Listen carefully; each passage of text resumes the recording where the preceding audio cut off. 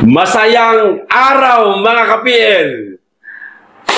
Ganito po ang ganap mga kababayan. Habang nagaganap po ang press conference nitong si Leandro Legarda Laviste mga kababayan, meron pong biglang tumawag sa kanya na opisyal mismo ng DPWH mga kababayan. Binulabog yung kanyang press conference.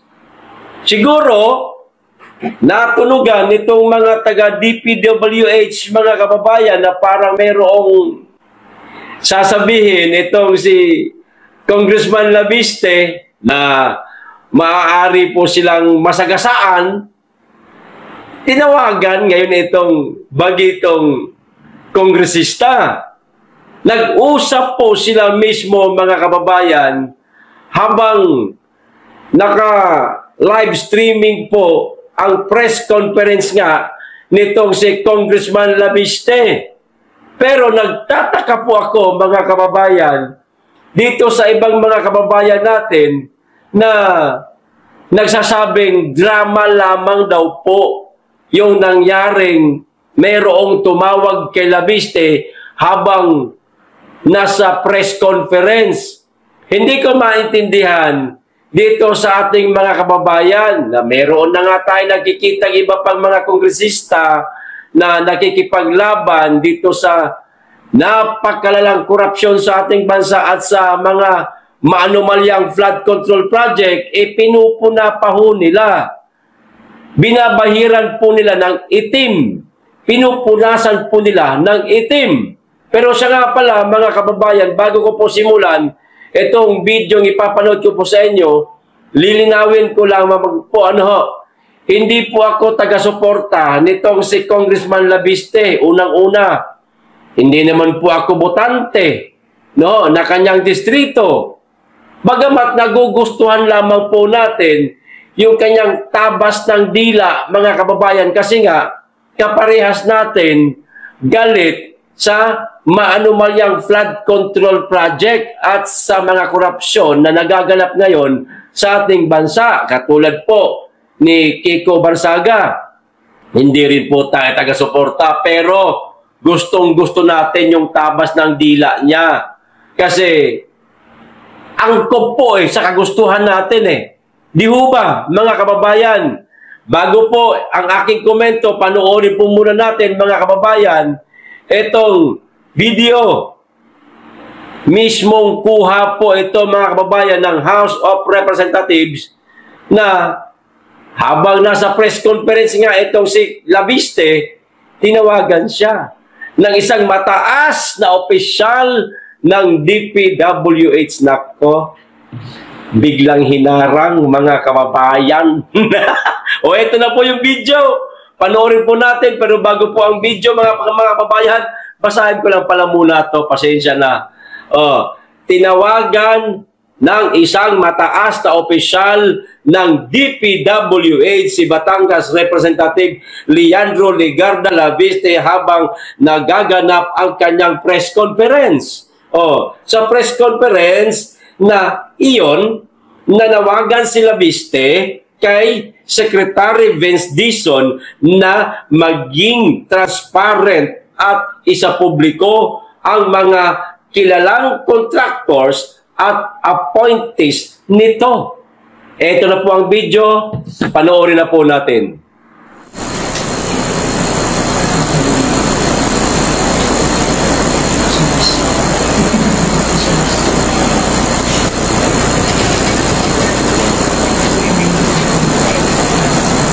Okay po. Okay, sir. Okay, sir.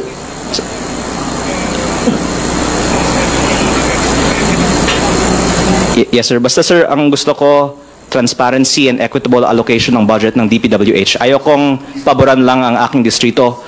Gusto ko, wala ng korupsyon sa buong bansa. Is that diesel?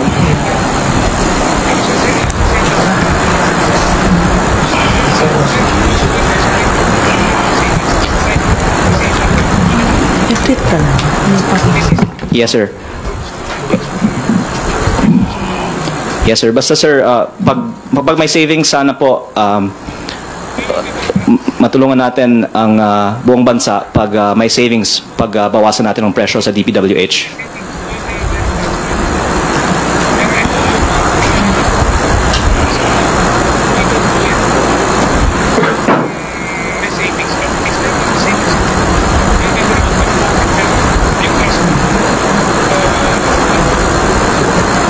Yes. Thank you.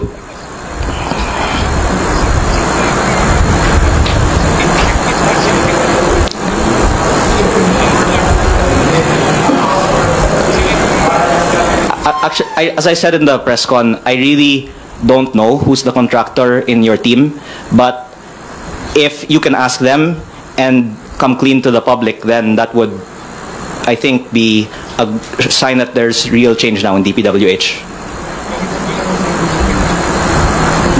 Meron bang kumausap sa contractor recently?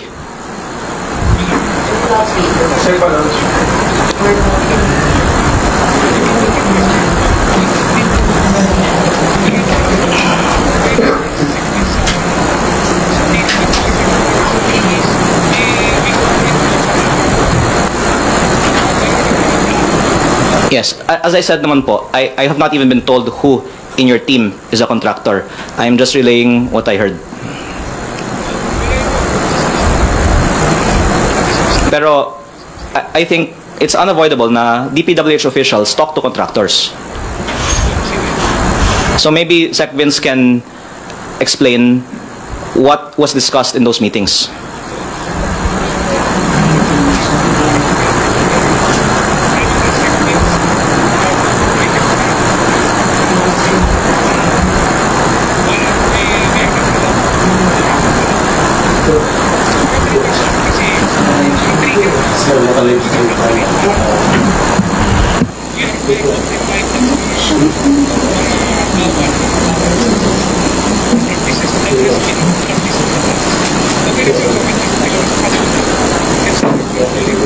Thank you very much.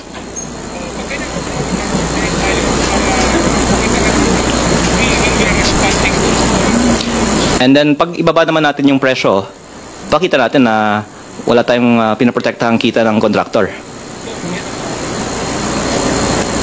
Pwede nating i-anunsyo na 25%. Kino-compute pa.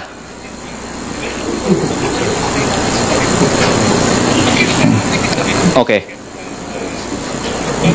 Thank you.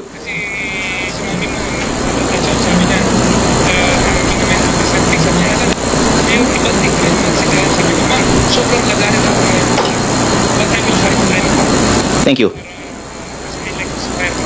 Thank you.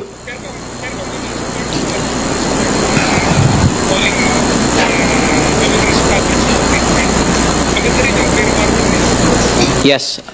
Thank you. And even beyond the appointees, of course, we know that the bureaucracy of DPWH is still intact from the past. So it would be good to also use this as a warning to others who are contractors in their bureaucracy.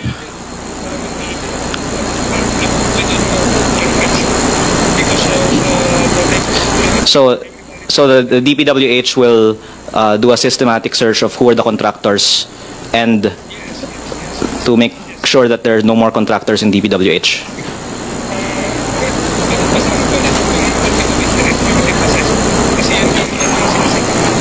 Yes. Yes, thank you. Thank you. Thank you. Bye. Sir, si Sec ba ang inyong kausap? Si Sec. Out of respect for the person, you can derive from my conversation that he is from there and from DPWH and baka hindi na ako tatawagan pag sabihin ko eh. Pero at least like I can say that their response is kung meron man tatanggalin nila. Of course there should not be contractors who work in DPWH. And by the way, this is very widely known in government, but maybe should be known by the public, and the gentleman on the phone just admitted it, among the regional directors and district engineers, there's so many contractors who work in DPWH because it's logical. If they're giving contracts to contractors, why not set up contracting companies themselves? That's from the DPWH officials themselves. Now, they're saying they will search who among the new appointees is a contractor and remove them. So ayun na nga, mga kababayan. Bago po tayo magbigay ng komento, ripasuhin ko lang po itong binasa ko, mga kababayan. Para klaro ho tayo. Uulitin ko. Hindi po ako taga-suporta ni Labiste dahil hindi niya naman ako kadistrito. Hindi niya po ako botante. Hindi po sa ipinagtatanggol ko siya, mga kababayan, Medyo hindi kasi maganda tabas ng dila ng ibang mga kababayan natin. Okay, dito muna tayo, mga kababayan, sa binasa ko kanina. Ang sabi ho dito, kaunti lang. Tinawagan ng isang mataas na opisyal ng DPWH, si Batangas Representative Leandro Labiste, mga kababayan. Sino daw po ang tumawag? Mataas na opisyal ng DPWH. Pag sinabing mataas na opisyal, mga kababayan, parang kumakalembang sa isip natin. Naiisip nyo ba ang naiisip ko? Mga kababayan? Eto pa isa. Sa press conference na iyon, nanawagan si Labiste kay Secretary Vince Dizon na maging transparent. Kanino nanawagan si Labiste? Kay Secretary Vince Dizon, mga kababayan. Ngayon, ang tanong ho natin, tulad po ng katanungan ng mga media, pagkatapos niyang ibaba ang telepono, ang tanong po ng mga media, si Secretary po ba yon, Congressman? Hindi niya po direktang sinagot. Sabi niya, kapag nga naman daw sinabi niya kung sino daw yung tumawag sa kanya, baka hindi na siya tawagan uli. Mga kababayan. So, kinakailangan niya ulit yung tawag na yon para makakuha siya ng mga panibagong info tungkol dito sa napakalalang korupsyon sa ating bansa, lalong-lalo na sa flood control project na nadadawit nga itong DPWH, mga kababayan. Pero, nilinaw niya naman po. Sinabi niya na nagmula nga yung tawag na iyon doon sa ahensya o sa ahensya ng DPWH. Maliwanag. Maraming sinabi sa kanya doon sa telepono. Nadidinig naman natin yung kapirasong boses na pipick up nung mikropono na nasa harapan ni Congressman Labiste. Di ba, mga kababayan? At legit na meron talaga siyang kausap kasi meron tayong naririnig na kapirasong boses. Hindi ko nga nilagyan ng music background yung video para malaman natin kung totoo bang meron siyang kausap. Kasi ganito po ang di ko malaman kung paninira o nagdududa lang yung ating mga kababayan. Yung iilan na di umano daw, drama lang daw yun, mga kababayan. Drama lang daw yun ni Labiste at ng taga DPWH. Bakit?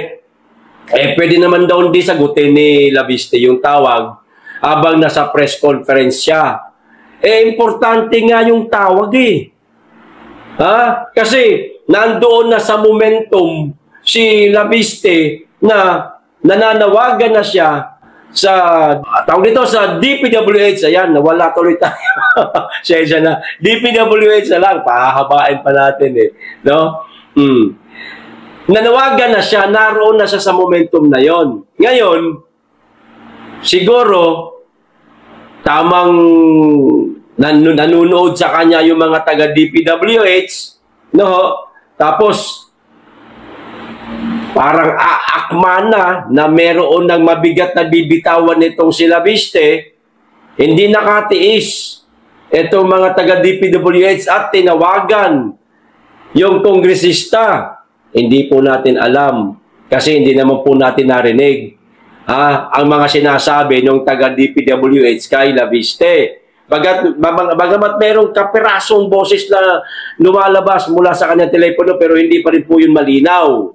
Di ba? Kaya nga, yung ating mga kababayan, isa sa mga komento nila rito sa pagsagot ni Labiste sa telepono habang naka-press conference, sayang daw. Bakit? Hindi man lamang daw ni loudspeaker ni Labiste. Karapatan niya ho yun, mga kababayan, kung hindi niya po iparinig. Ano nga yun confidential yung tawag na yun. Kasi kung hindi yun confidential, habang nasa press conference siya, pwede niya pong hindi sagutin yun. Pwede niyang i-cancel. Patayin yung kanyang telepono. Siguro, yung tumawag sa kanya, yung mataas talaga na opisyal ng DPWH, no, bagamat wala siyang pinangalanan, sinagot niya ngayon. No, para malaman niya, no, mga kababayan, kung ano ang nais iparating sa kanya nitong taga DPWH.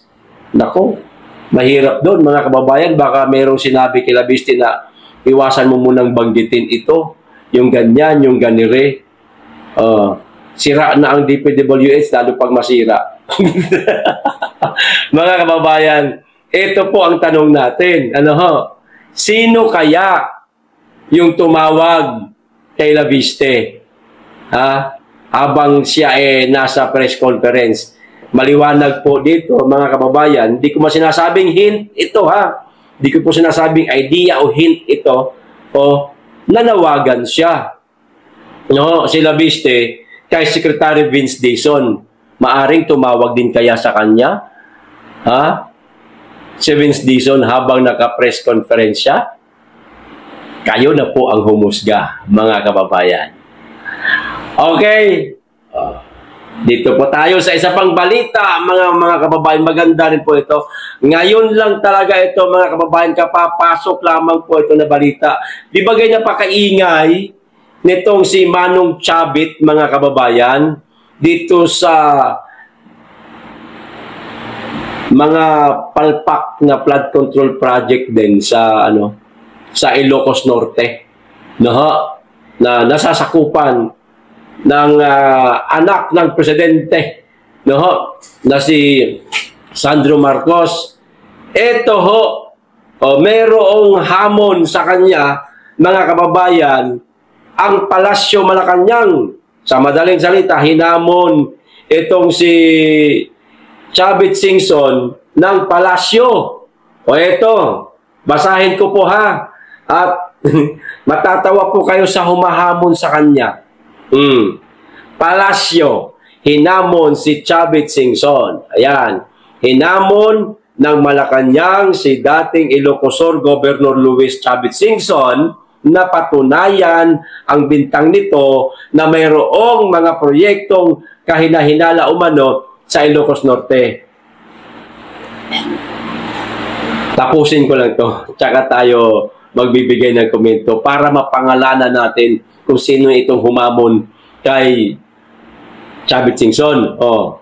Sa harap ito ng mainit na kontrobersiya sa flood control scam na ayon kay Singson ay marami ring kaduda-dudang government project sa lalawigang baluarte ni Pangulong Ferdinand Marcos Jr. ayon kay Palace Press Officer Attorney Claire Castro. Kung sino ang nag-aakusa, ang siyang dapat ang magpatunay at maglabas ng ebidensya. Yon ang humamon,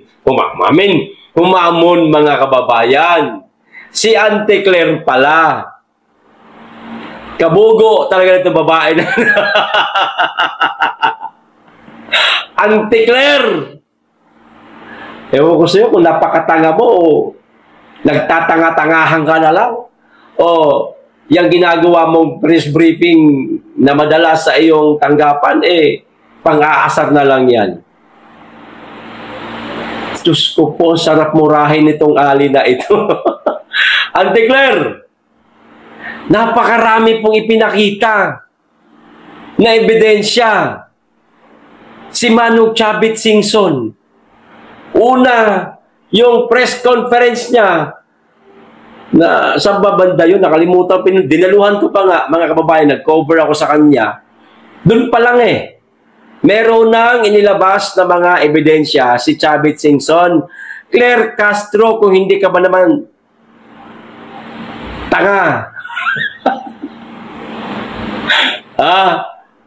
Etong huli, yung press ko niya kahapon, na meron na talaga mga video na ipinakita si Manong Chavit doon sa river na yon, na ipinakita niya mayroong mga bitak-bitak, basag-basag na mga flood control project na pakaninipis ng semento, at kahit na gabing-gabi minamadali nila ang trabaho, overtime itong mga construction worker, para nga naman pag pinasyalan na mga taga DPWH tapos na yung semento, nagkukumahog na si Sandro Marcos na ipa-repair.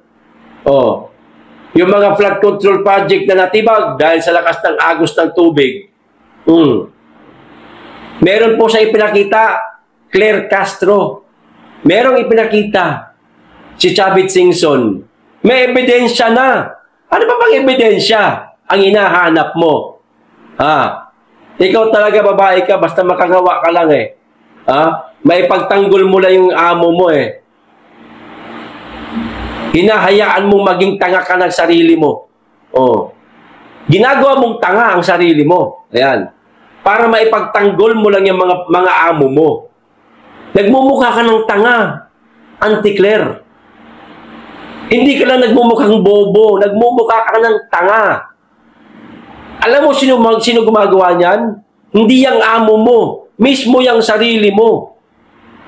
Maaaring sinabi ng amo mo, ipagtanggol mo yan. Yung sinasabi ni Chavit Singson. Sabihin mo hindi totoo yan. Ipalabasin mo na nagsisinungaling si Chavit Singson. Maaaring ganyan ang utos sa'yo ng amo mo. Pero, pinapayagan mo naman. Sino gumagawa ng pagiging tanga sa sarili mo? Kundi ikaw mismo. Hindi ang Pangulo mo. Kasi pwede mo na magsabihin na totoo na mayroong flood control project sa distrito mismo ni Sandro Marcos o baluarte ni Pangulong Marcos. Pero sa tagal ng panahon, nakasira na ito. Kaya yan ngayon, ipinare-repair. Yan yung sinasabi ni Chavit Singson. Pwede mong ganun, palabasin ng ganun. Hindi. Pinagtatakpan mo, samantalang meron ng mga ebidensyang ipinakita si Chavit Singson. Maliwanag na yun Itong babae na to talaga, mga kababayan, aso, atakdog, kahol lang ng kahol. Hindi alam ang sinasabi. Bay, panuorin mo, Claire Castro, ang mga video, ang mga press conference media briefing ni Chavit Singson. Meron siyang ipinapakita mga ebidensya. Ngayon, meron na siyang ebidensyang hawak. Nanawagan ba sa inyo sa Malacanang? Hindi. Alam mo kanino siya nanawagan? Sa Senate Blue Ribbon Committee na imbestigahan din yung flood control project na merong kaduda-dudang trabaho na baluarte ni Sandro Marcos sa Senate Blue Ribbon Committee. Hindi siya nanawagan sa ICI kasi alam niyang luto na ang laban dyan. Nabudbura na ng magic sarap yung investigasyon dyan. Hindi nakapanipaniwala. Tatago nyo ba naman ang investigasyon Sino maniniwala sa inyo? Pumunta pa yung taga US Embassy sa ICI. Anong kinalaman? Bakit makikisaw-saw yung taga US Embassy? Bakit siya pumunta sa ICI? Mangyayang siya sa investigasyon ng ICI? Meron bang ganon? Na mga ganap dyan sa ICI, sa tanggapan ng ICI, kaya ayaw isa publiko? Diba? Mas lalong nakakaduda, mga kababayan. Nagduda na nga tayo doon sa hindi nila isa publiko ang pagdinig sa ICI, mas lalo ho tayong nagduda na mayroong bumisita na taga-US Embassy. Ano ang gagawin niya? Ano ang pakialam nila? Sa napakalalang korupsyon sa ating bansa, hindi naman sila Pilipino. O higit sa lahat, ano pakialam nila sa investigation sa ICI? Di ba? Anong pakialam ng Amerika? O di mas lalo nakakaduda. Di ba mga kababayan? O ngayon, DPWH, meron na pong inilabas na ebidensya si Chavit Singson. Hindi lang mga litrato, video na talaga. Meron akong video na sa baba, mapapanood po ninyo mga kababayan, yung press con kahapon ni Chavit Singson. May mga video na po siyang ipinalabas, ipinakita. Kinuha na nila, pinuntahan talaga nila yung lugar na mga palpak na flood control project sa baluarte ni Pangulong Marcos at ni Sandro Marcos. DPWH, baka naman aksyonan nyo. Baka naman pwede nyo puntahan yung lugar na yung ipinakita ni Chavit Singson. Bakit parang namimili lang ho kayo? Umabot pa kayo sa Davao na wala naman kayo nakita. Walang flood control na palpak sa Davao City. Sa Davao Region na lang. Buong Davao Region, wala kayong makikitang ganun. Mas lalo na kung Davao City. Pag sinabi kasing Davao Region, kumpleto lahat yan. Oriental, De Oro, Occidental, Davao City, Davao del Sur. At saka De Oro, yan. Wala kayong makikita. Umabot nga kayo sa Davao City, tapos nandito ang National Office ng DPWH sa Kamaynilaan, sa Luzon, hindi nyo mapuntahan. Yung sinasabi ni Chavit Singson na mga palpak na flood control project sa baluarte ni Sandro Marcos. Ano, namimili lang ba kayo, DPWH?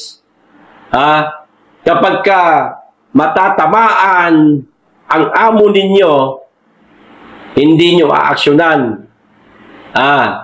Natatakot ka ba, Vince Dizon, na baka sibakin ka ni Bongbong Marcos at paratangan ka ng mga pagkakasalang hindi mo ginawa at maaari mong ikasira?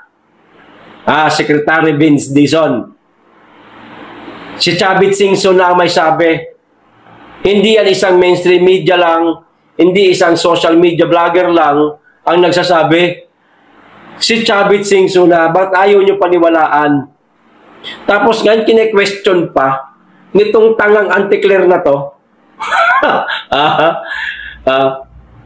Maglabas daw ng ebidensya, Bukok, Claring, Clarissa, Praning. Meron na. May ebidensya na. Ikaw lang ang ayaw maniwala. Mahirap sa'yo, one-sided ka. Na, kapag kasama mo, 100% paniniwalaan mo. Kahit na nagsisinungaling, kahit na ginagawa ka ng tanga. Samantalang itong ibang taong hindi mo amo, nagsasabi ng katotohanan, mayroon pang ipinapakitang ebidensya, bulag-bulagan ka.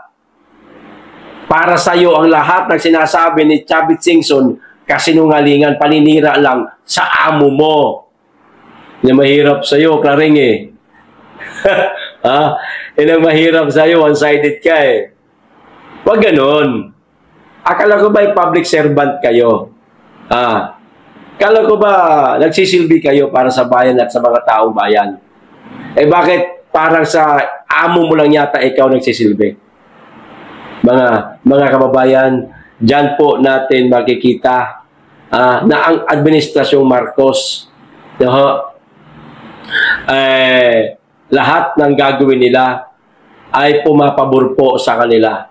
Ayaw po nila, mga kababayan, na masisilipan sila, na maaari nilang ikasira kahit na sirang-sira na sila.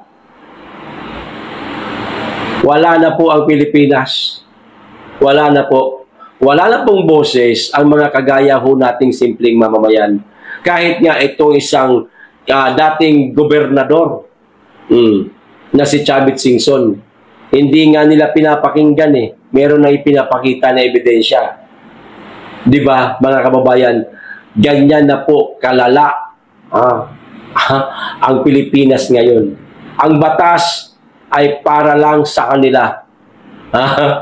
Mga kababayan, kapag meron kang sinabing hindi nila magugustuhan, pwede kang gipitin. Katulad ng mga retired military officer na matatanggalan pa yata ng pensyon, mga kababayan.